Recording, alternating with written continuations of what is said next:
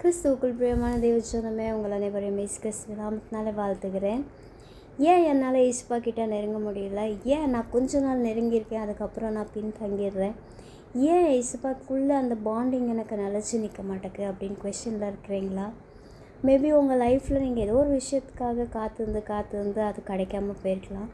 இல்லை எல்லா விஷயமும் டிலேனஸும் எல்லாத்துலேயும் ஃபெயிலியர் ஆகிருக்கலாம். ஸோ இந்த விஷயம் உங்களுக்கு ஆண்டவரை விட்டு பின்தங்கிறதுக்கான ஒரு சுச்சுவேஷனை உங்களுக்கு கொண்டு வந்திருக்கலாம்.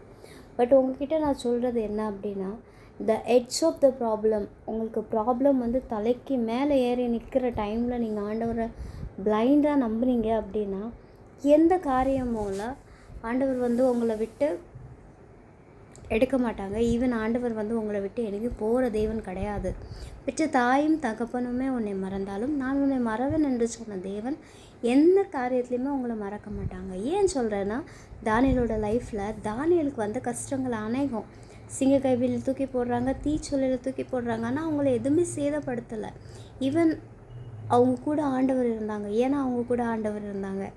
பிகாஸ் தானியலுக்கும் ஏசப்பாவுக்கும் இருந்த bonding no one can explain that. அப்படிப்பட்ட ஒரு பாண்டிங்கில் இருந்தாங்க. அவங்க தேசத்துக்காக இவங்க மன்றாடி ஜெபித்தாங்க.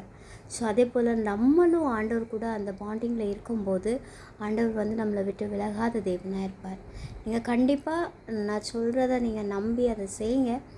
ஆண்டவருக்குள்ள எது உங்களை ஆண்டவர்கிட்ட இருக்கக்கூடாதுன்னு ஃபோர்ஸ் பண்ணுதோ அதை விட்டு உதறிட்டு ஆண்டவர் கூட இருக்கணும் அப்படிங்கிறத நீங்கள் ஃபோர்ஸ் பண்ணி பாருங்கள். நிச்சயம் தேவன் உங்களை ப்ளஸ் பண்ணுவார். பார்த்துட்டு இருக்க உங்களை தான் கர்த்தர் உங்களை ஆசீர்வதிப்பாராக. God bless you.